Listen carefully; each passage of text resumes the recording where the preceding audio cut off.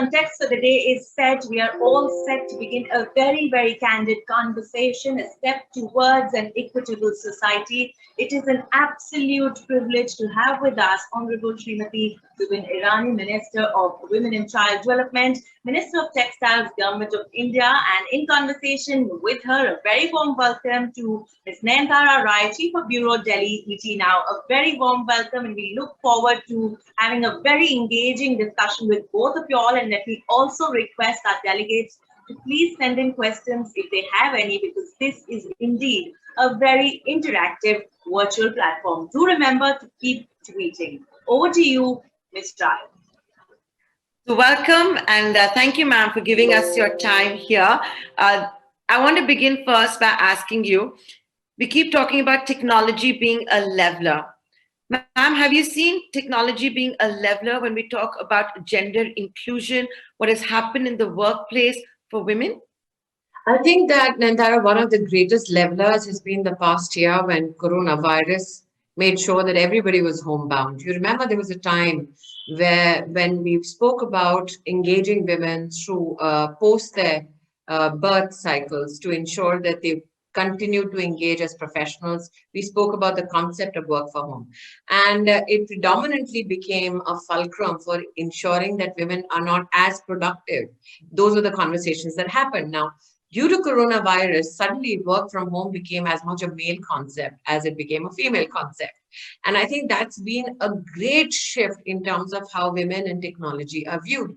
Suddenly, women doing Zoom meetings, or for that matter, doing a Google team meet was not something which was alien per se for our work culture. And suddenly a man, while working, also looking after the baby at home and washing up the dishes, became a part of everyday life.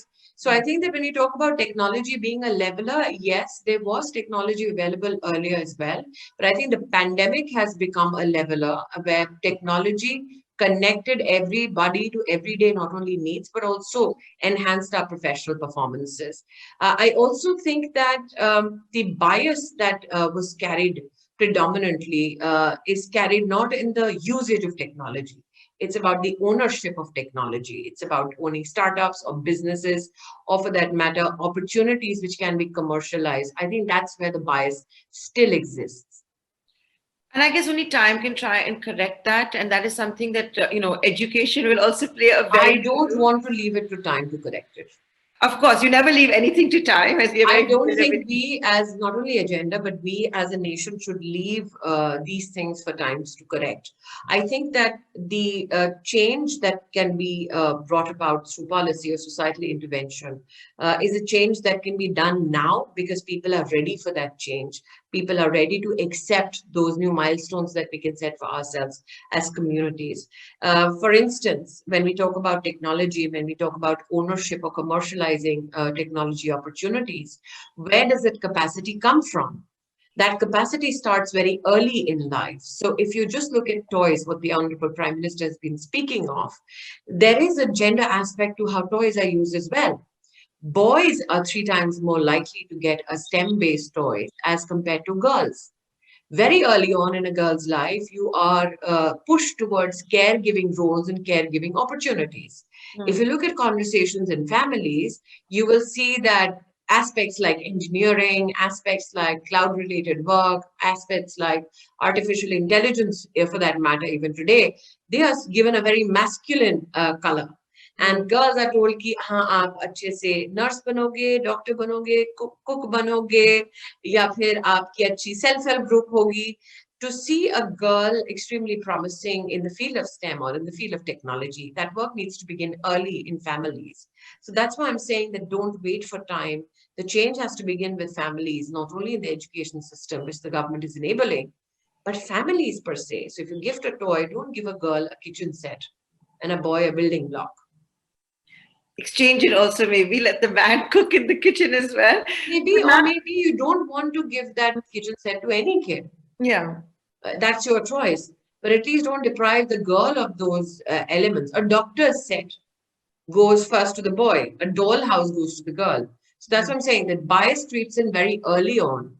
And when it manifests itself, when girls say, I cannot understand a particular concept, most people shrug up and say that, oh, girl तो maths अच्छे से नहीं समझ आ रहा होगा, कोई बात नहीं बेटा, ह्यूमैनिटीज चुन लो.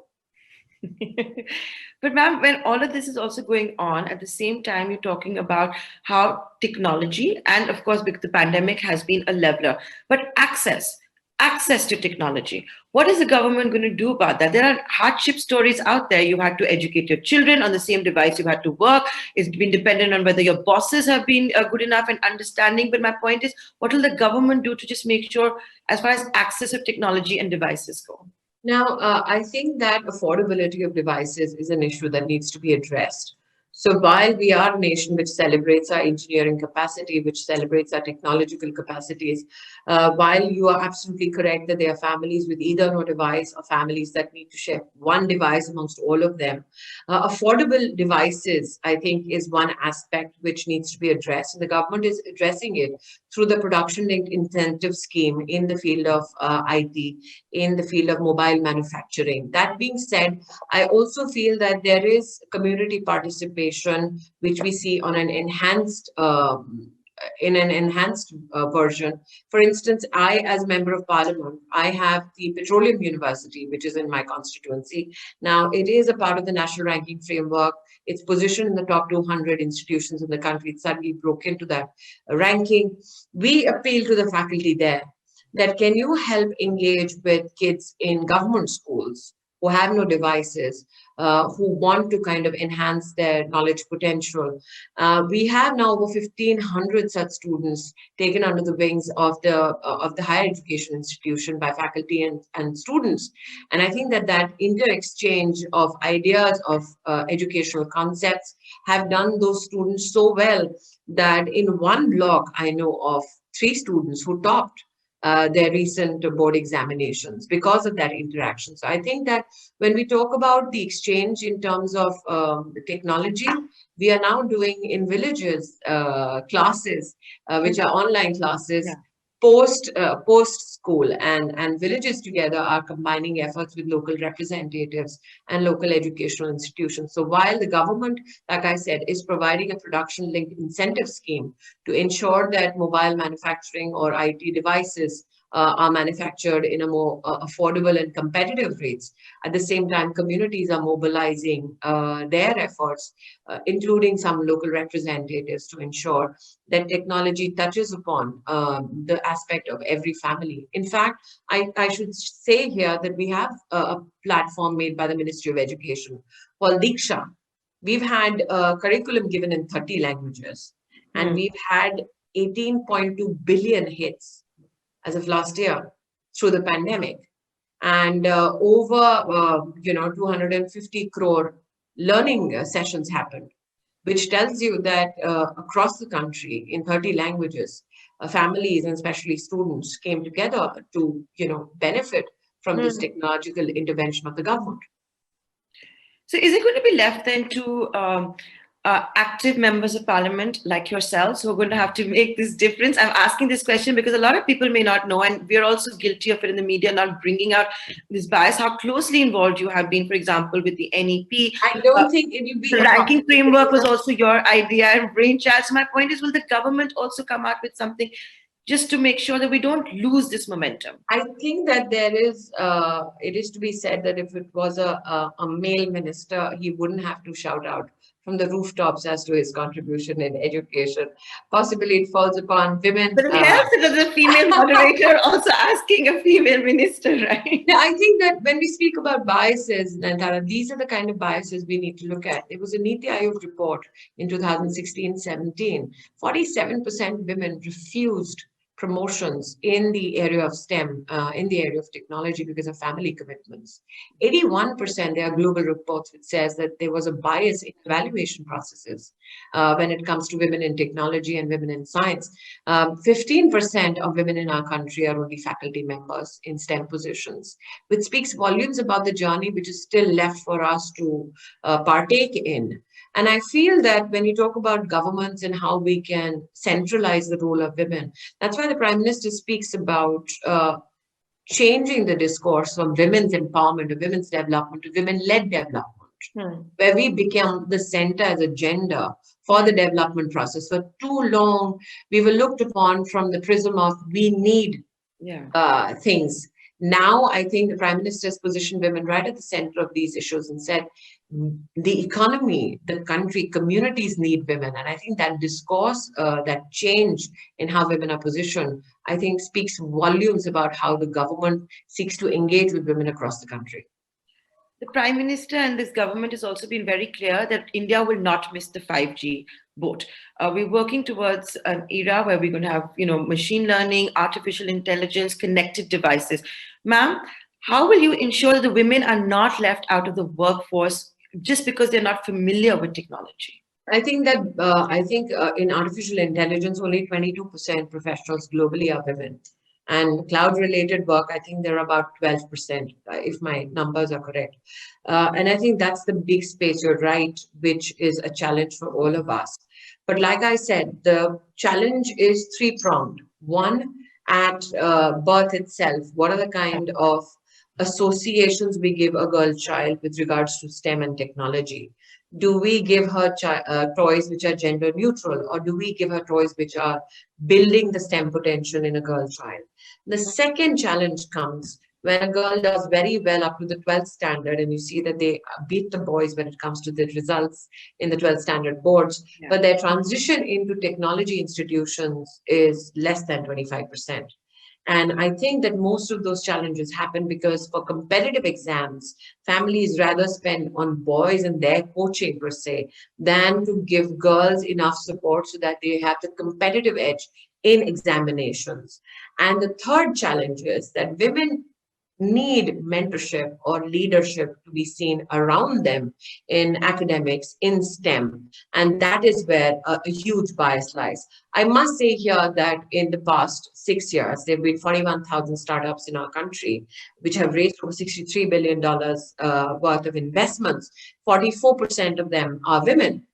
But I think that till such time in academics, in technology institutions, in engineering institutions, we do not enhance leadership roles of women, I think that we cannot bridge that gap sooner. So three-pronged effort, while the government for the first time in the National Education Policy sees the first ever Gender Inclusion Fund, we also need to recognize that there's much that needs to be done by families and communities as well. And of course, all of this has to come together. It cannot be done in isolation. Ma'am, I know there's a cabinet meeting where incidentally reports suggest that affordability of devices will be taken up by the PLI scheme for tablets. I'm not getting into it. I cannot speak on cabinet decisions. But I do know that you have a hard stop. But before I let you go, since we have you with us, there were reports that you have purchased a house in Amethi and you're considering... I was living on rent. Okay. And yes, I've bought myself a small plot of land so that I could build a home in it. I think that Amethi since 2014 has blessed me and made me a part of their own families. And normally they say ki ladki sasural chali jati hai. I'm one of those people who has had a firm foot in sasural and now found a home for myself in my Maika as well. And I'm really grateful to have that love and that kind of support in Amethi. And during the pandemic, how difficult was it to go to the constituency? And in fact, in the pandemic, leveraged technology. I actually, as a Sansad, put out a Google Doc for everybody across the country who was from Amethi, who was stuck and wanted to come back home. We coordinated with various state governments, with the Indian Railways. We got 80,000 people back home in Amethi. And in Nyay Panchayats, I coordinated with my district collectors and the superintendent of police and ensured that normally in a lockdown, people feel that you cannot access your district administration for works such as water, electricity repair, or for that matter, road repair. For the first time, I think, in the history of our parliamentary democracy, I, as a member of parliament, did a e-chopper where we connected every village. We had the district administration, me online, and people online telling about their problems. We solved close to 21,000 such issues just doing an e-chopper during the pandemic. Did Rahul Gandhi go home? Did you bring him home? That ship has sailed. That ship is sailed. Okay. And that ship master recently said that people in Amethi are not as intelligent enough as him. Thank God for that. Ma'am, I'd like to thank you for taking the time out. I know you have a hard stop because of the cabinet meet. I really appreciate it. Thank you. Thank you for having me over. Bye-bye.